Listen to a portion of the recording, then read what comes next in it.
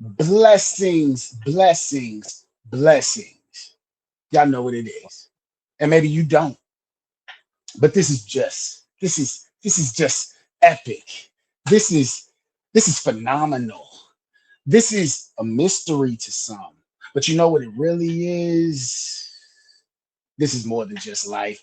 I am your host, Noir A.D. My guy, go on and introduce yourself. Let the people know who you be. It's your boy Shalo South at Shalo South. Oh, and y'all know how it go. Y'all know how it go. Let me fix this. I don't even want these problems already. Hold on. I don't even want these problems.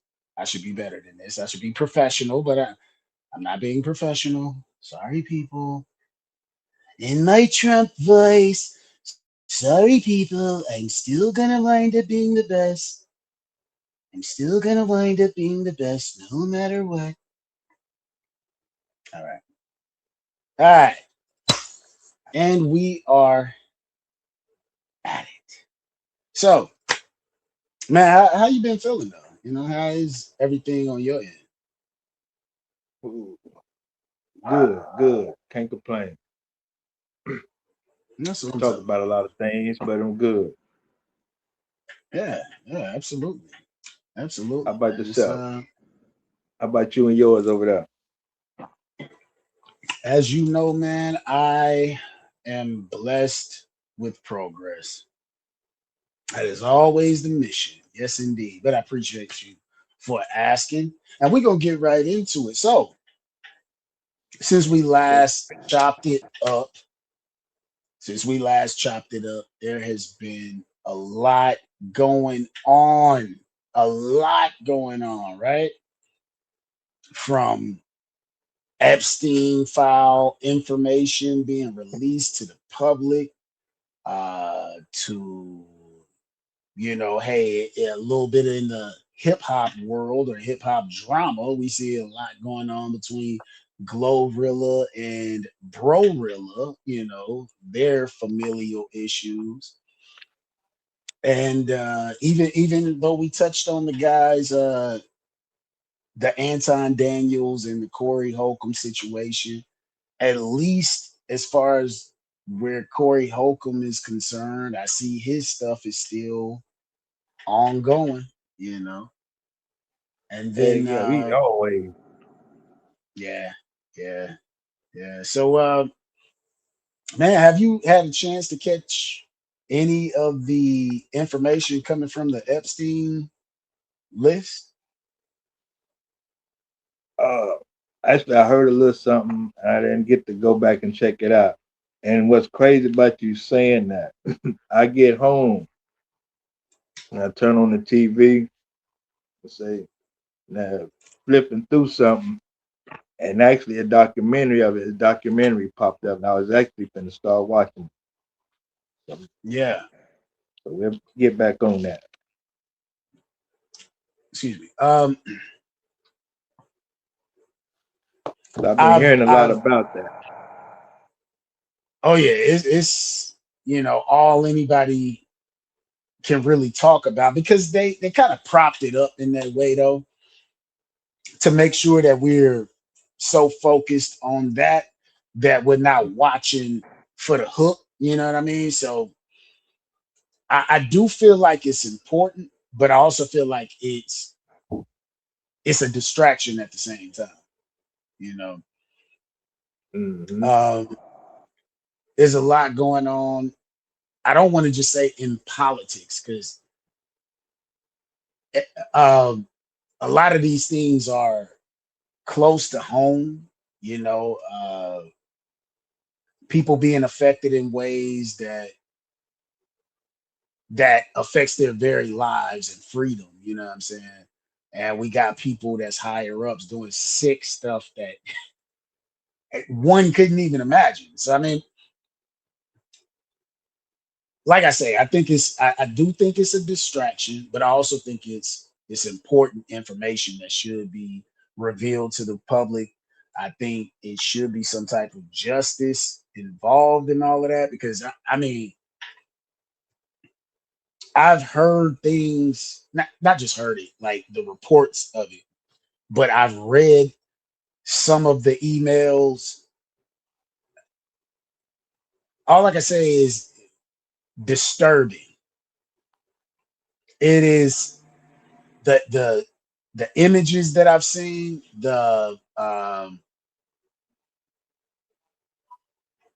the emails that I've read, and things that I've heard, like recordings or whatever. And I've only touched I'm talking about even looked into just a small portion and came across this stuff. And it's disturbing, man. I must use that word. He was a very evil, vile, sick individual. And the thing about that is the thing about that is the CIA or whatever law enforcement agency, which I believe it was the CIA, put him in position. They helped keep him in position because they had that honey trap thing going where they were he was blackmailing people, you know. So we're gonna see how it goes, man. We're gonna definitely see what comes of all this because that's all we can do at this point. I mean, they released 3 million, and there's supposedly 3 more million worth of files to be released. So yeah, it's crazy. It's absolutely crazy. But like I said, we'll see what comes of all this, right? So going, shifting gears because I don't even really want to tap into that because it would require its own show, really. But just looking at, there's been so much happening just in the past week. We see that family bonds are being strained right there for the public, for public entertainment and whatnot between Memphis rapper GloRilla and her sibling that they are dubbing Brorilla, um, which I think that's a very clever play on words, and whatnot. But what you think of all this? You gonna put me on the spot. Hey, somebody got uh, to do it. from what I've seen, I think it's an attack on GloRilla from her siblings because she's now becoming a fame, becoming into something, and it's out of jealousy. Um, it's out of jealousy. They now the sister, I seen a little clip of the sister saying she want 2,500 or something like that, some crazy little number she want. She thinks 2,500 flat, as she she said. she she deserves. Um, that's crazy talk. She ain't putting no work in with her. She don't deserve nothing. Nah, Yeah,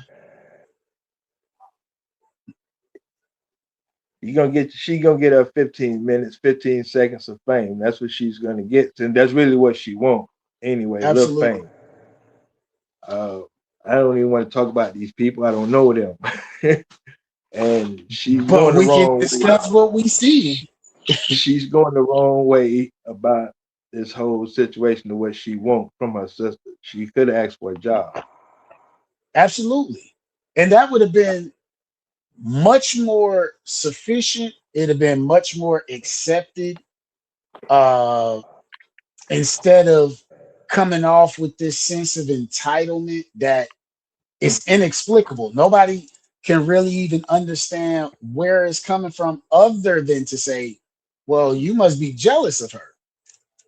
Yeah, I get it. You think that because y'all struggle together that she's you're entitled for her to give you whatever she's worked for.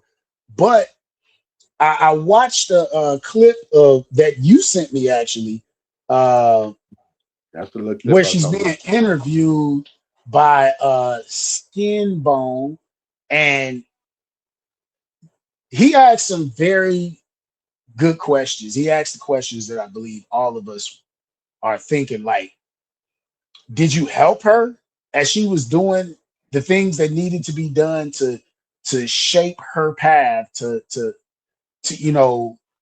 mold herself as this artist? Did you do anything to help her with that? Did you, like, I believe he asked her, did you pay for studio time? You know, did you Mm. um did you help write any songs? Did you help take her to a show? Any of that? And her answer was, I ain't had no money for that. Well, clearly, if y'all was all struggling like that, neither did she. She just took what she had and did what she could with it. And she, made some shake with it. But to have that sense of entitlement and to have a flat fee to say what you should give us, that's wild to me. That's crazy. That's wild to me because, okay, let's say if it's not the entertainment industry, let's say it's whatever type of incentive or increase of funds. Some people look at like income tax season as an abundance or an increase of funds when it's really your funds. But still, when you get your taxes, because you struggle with your siblings and whatnot, when you get your taxes, are they entitled to a portion of your taxes just because y'all struggled together?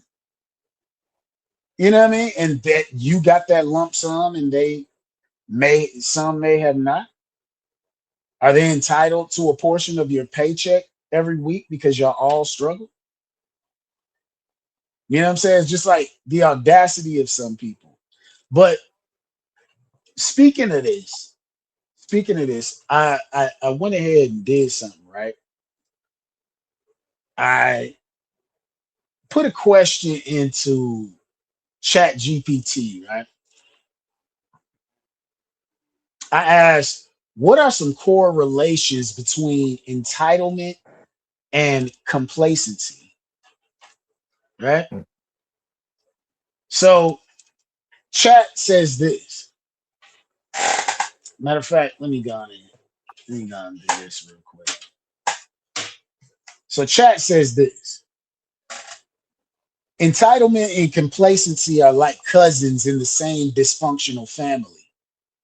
They feed each other, reinforce each other, and quietly sabotage growth if left unchecked. It says here are the core relationships between them, stripped down to the truth. So it says number one, entitlement kills urgency, complacency fills the vacuum. It says entitlement says, I deserve this regardless. Complacency says, so I don't need to push harder. When someone believes rewards should come automatically, their internal drive weakens, urgency disappears. Without urgency, effort fades. That's where complacency settles in. Result, stagnation disguised as confidence. Wow. Wow. That's just number one. That's just number one. Stagnation disguised as confidence.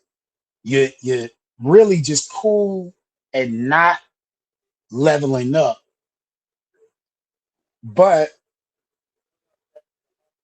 you have an expectation of others for a compensation or reward that you've not put the effort in for. That's a very, very interesting layout right there, right? What you say to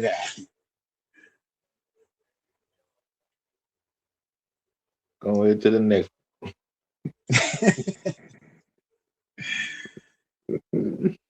that? So this next one says, number two says entitlement disconnects effort from outcome. It says complacency becomes rationalized. Healthy psychology connects effort, progress, reward. Entitlement breaks that link. The person expects the reward without respecting the process. And that's what, just to pause for a moment, you and I, we had spoken about this because we was talking about the process of things. We was talking about how the things when you're trying to build a brand, when you're trying to build a business, or anything in that manner, a lot of people don't respect the part that's not sexy, the part that's not the flex of the building process. You know what I'm saying? A lot of people don't respect that part, and they would prefer to just show up when it's all done, when it's all built and readily and available for them to just waltz right into, right? I feel like that kind of breaks that part down. So just to keep going for number two. So when progress stalls, complacency whispers, it's not my fault. I'm already good enough. They just don't recognize me. Result, no self correction, no improvement. Wow. I'm going to pause right there. That's just two. I'm going to pause right there because I think that, not even just getting onto these siblings, this sibling rivalry or whatever that is, because they you know the whole thing is a shame, really. But I think it speaks to a bigger picture, though, right? It speaks to a bigger issue, if you will. And I think the entitlement part and the complacency part is what's being shown right now. The siblings who have a problem with her, I, I'm not trying to speak towards their lives, but what they are saying before the public, who has no, we don't got no dog in this fight. We didn't even ask y'all to come and bring this to our attention. So we're judging the tree by the fruit it bears, you know. So I think this is just speaking towards a bigger issue in that both entitlement and complacency are dominating society in a sense, because this is unfortunately a common mindset, you know, that people expect the reward of your success, a portion of the reward of your success to come to them, even though they may not have put the work in, you know. So what you said about that?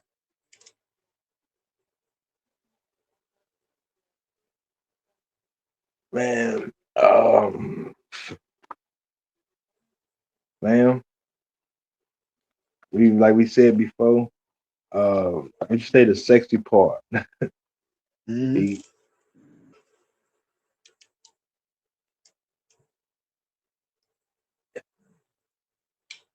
it's a I don't I'm kind of speechless because man, it's family. So like you said, it's sad. Even if it was a friend, Yeah. It's sad. Um, like I said earlier, it's a better way of going about this whole thing. Um, Mhm.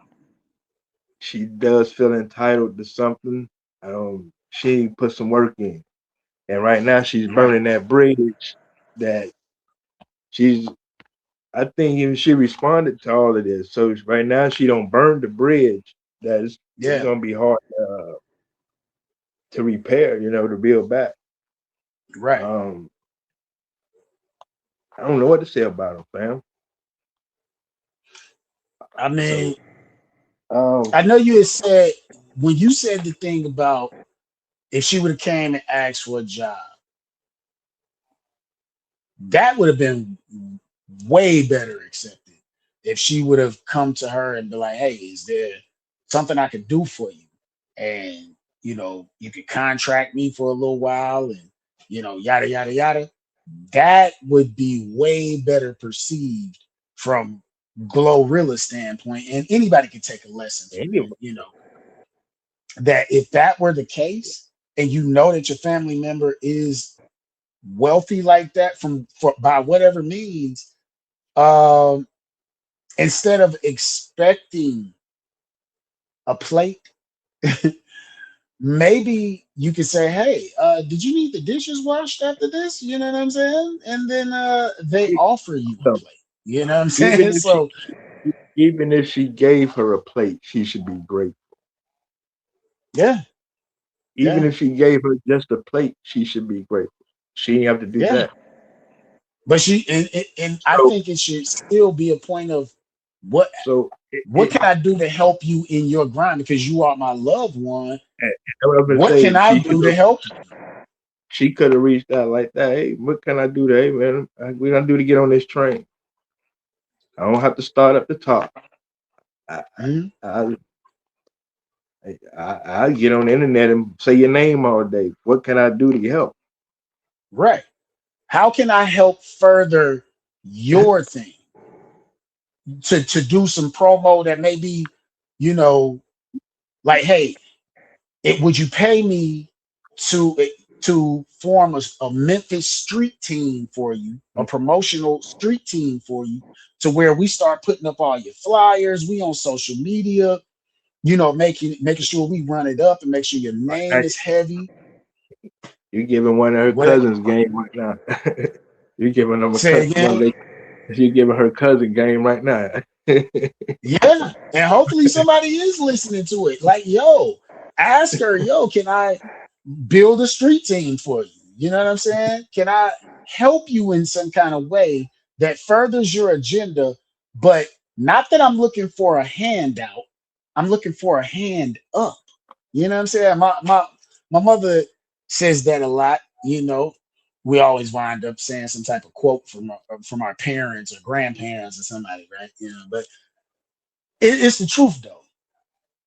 People respect a hand up way more than they respect a hand out. You know what I'm saying? Like the impoverished person who might be, homeless, but they go out and they maybe shine somebody's car tires real quick on their car. You know what I'm saying? Because they keep some armor all or something like that, and they know they can get a few dollars real quick. You know what I mean? Yada yada yada. Or spray. I even respect the people that spray the windshields and get your windshields right real quick. I respect even them people versus the ones who just like, hey man, you got $1 on you, and I ain't even knocking it because you sometimes you need to just ask flat out like that. But again, you respect the one that is like, hey, can I do a job for you real quick? You know what I mean? So, and I'm just breaking it down to that, even to that extent. So, especially so for one of your, for a family member or what have you, it would be even more so respected if you come into them and you like, hey, is there a position that I can get to that helps you, but that you know I can be maybe a contracted employee for you and handle these things that you need. Maybe an assistant or something like that. definitely many far better ways that she could have approached this matter than what she did. But it's a part of me that's like, I get it if you feel like you've been cut cut out or shut out, but it also speaks to why you've been cut out and shut out. If this is what you do now, I can only imagine what you've done in the past where didn't nobody really know GloRilla like that or wasn't caring as much. But and if I understand correctly, she tried to in the past, I guess when Glow first got on, she may have tried to sell information about her to try to get on. So if that's true, that's foul. And yeah, no wonder you cut off, you know. Yeah. But I mean, it's that entitlement and complacency thing, man. And unfortunately, many people feel that way, you know. But I don't think it should stifle somebody's grind. Um, if you out there getting it, you're gonna have a hater.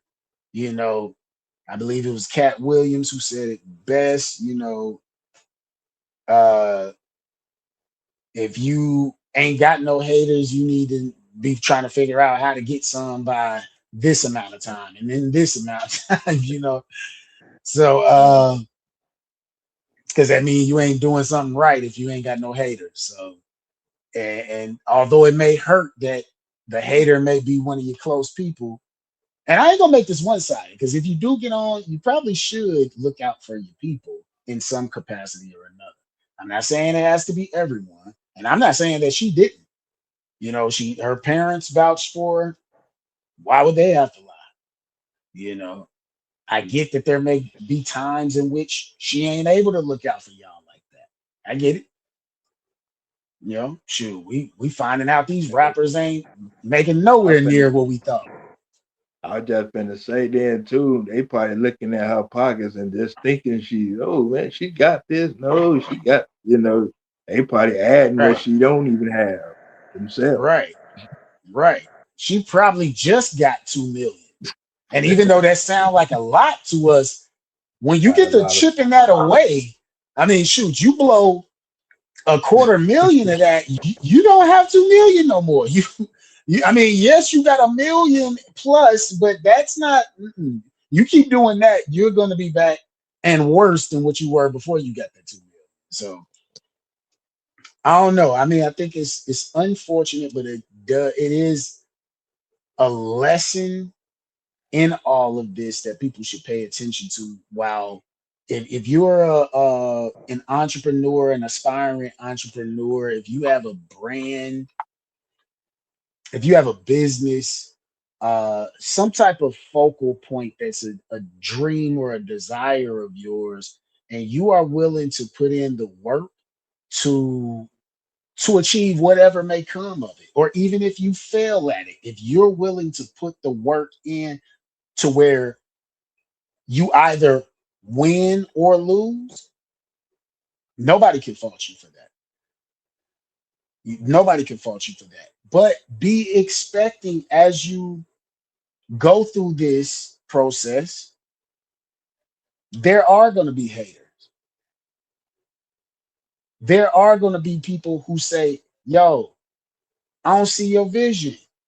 Or at least, and there'll be some that say, I see your vision. I just don't see you making it. I mean, think about it. Christ, he said it himself. Yahweh Shai, he said a prophet is not, a prophet is a prophet except in his own hometown, in his own country, in his own land, his own household. You feel me? And that's how it is. Most superstars, shoot, their own children don't look at them as superstars. They don't look at them as the way the world does, you know. But the point is, if you are aspiring to do something, you are going to attract haters if you're doing it well enough. And it may be from the very beginning, it may be halfway through, it may be when you're at your pinnacle of success, but it'll happen. You need to be able to roll with the punches and keep going, push through, persevere, because it's going to be all worth it in the end. And first and foremost, make sure you got the Most High at the forefront of all that you do. If you a believer, especially, that is what you're supposed to do. So, like I say, uh, I think this is a lesson that everybody could learn from, because again, any of us could go through this. And I ain't saying necessarily sibling rivalry like this, and I ain't talking about just being splashed on social media in a negative way. I mean, just receiving this type of negative experience as a result of you working hard to hone your skills and craft, and you finally reap the fruits and benefits of that hard work, and somebody's coming to stifle that. You know, from the streets to the corporate, it's many tales of this same thing. But that's my take on it. You know, that's my take on it. So anyway, anything you wanted to leave the people with? I, I'm good. Uh, I'm I'm done with that. I'm speechless on it, man. It, I don't know, fam.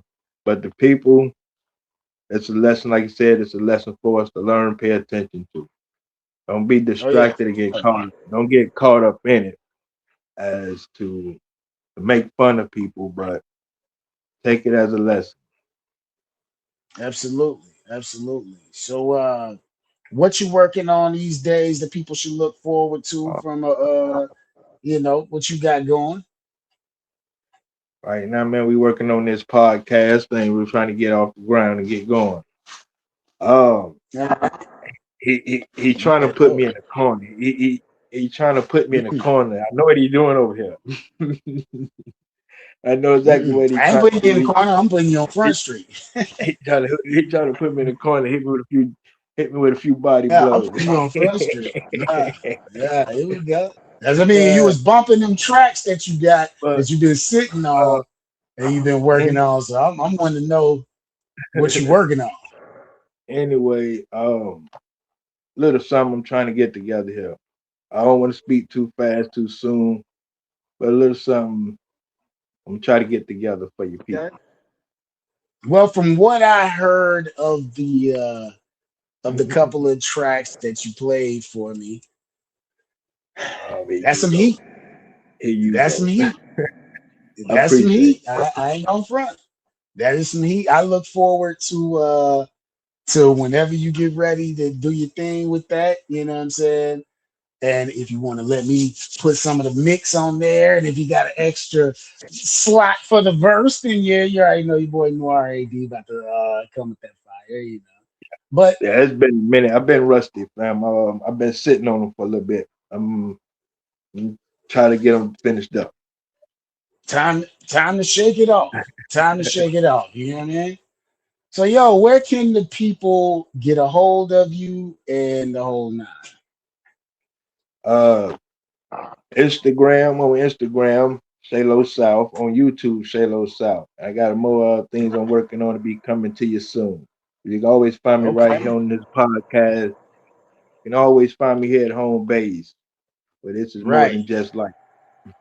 Yes, it is. Yes, it is. And you better know that. I am Noir AD, and y'all can catch me on pretty much any social media platform, at least for the most part.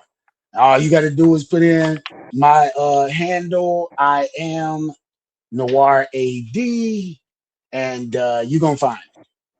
In most cases, you are gonna find me. So, all right. Until the next time, I hope you all join us for that. And don't forget to like, subscribe, follow, comment, because we want to hear from you all what you think of all these things. And then also share if you care. All right. Don't forget, sharing is caring. Anyway, we out this piece. Say what?